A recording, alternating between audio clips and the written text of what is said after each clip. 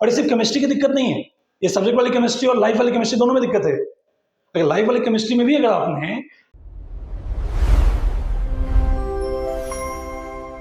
आज 11th के कुछ बच्चे आए एक प्रॉब्लम लेके कि सर पीरियड टेबल के अंदर इतने सारे ट्रेंड है सर, उसमें इतने सारे एक्सेप्शन है, एक्सेप्शंस हैं तो इतने सारे ट्रेंड बनाने की जरूरत क्यों है सर? ठीक है, रेडियस का, आयोनाइजेशन एनर्जी का, एफिनिटी का, इस सारे ट्रेंड बनाते हैं, हर में एक्सेप्शन मिल जाता है। तो वो एक्सेप्शन मिलने का कारण ये है कि हम लोग जो भी ट्रेंड बना रहे हैं, चाहे रेडियस का, चाहे आयोनाइजेशन एनर्जी का या एफिनिटी का, उसमें एक फैक्टर देख के, जो फैक्टर डोमिनेटिंग है, उस फैक्टर को देख के हम लोग ट्रेंड बनाते हैं जनरली।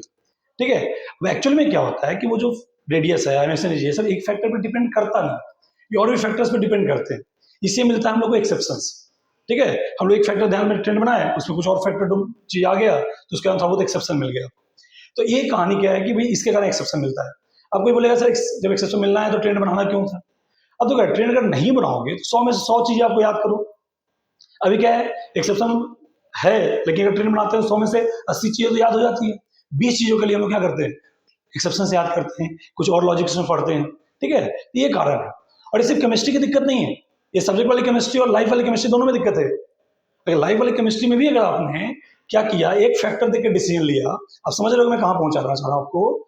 अगर आपने एक फैक्टर देख के वहां भी डिसीजन लिया तो आप वहां भी फंसोगे। इसलिए आगे चल के चाहे ये केमिस्ट्री हो चाहे लाइफ की केमिस्ट्री हो, एक फैक्टर देख के आप ट्रेंड न बनाए। हाँ, ट्रेंड बनने से 70-80% चीजें आपको ठीक रहेगा, लेकिन एक्सेप्शंस वहां भी मिलेंगे। ठीक है, थैंक यू। ऑक्सीडेशन क्लासेस, जहां मेहनत को सही दिशा मिलती है।